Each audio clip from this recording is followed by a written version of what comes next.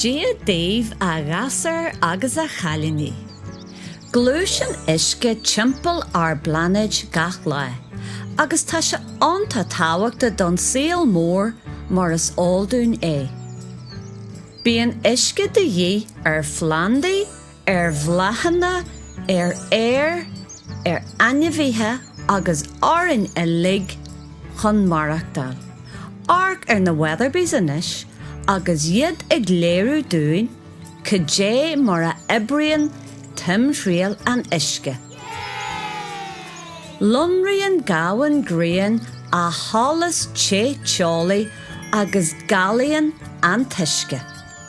Iríonn gal Uisce is deas a spéir agus cruinníonn sé chun scamal a dhéanamh.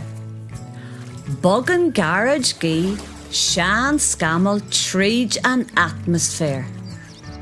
Fuiríonn sean scamal an ceá Uisce síos agus tiontaíonn sé a rís ina leacht é.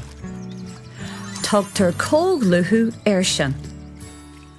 An sin, titsin fargal farthain a nuas ón spéir.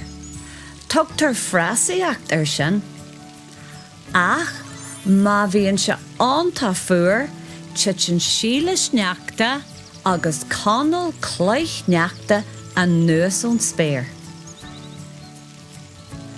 Bailíonn an tuisce na himhnithe, sna lochanna, ar an talú agus san airige, agus toisíonn an próiseas ar fad a rís. Ní stoppan Timthriall an Uisce a riamh. Ceistena. Cén Weatherby a dhéanann an tuisce a ghalú.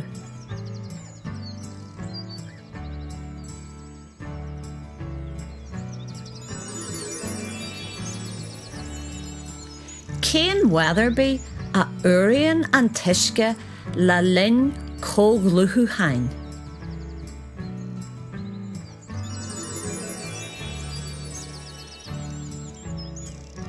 Cén Weatherby a hitsin a nuas ón spéir le linn freasaíochta.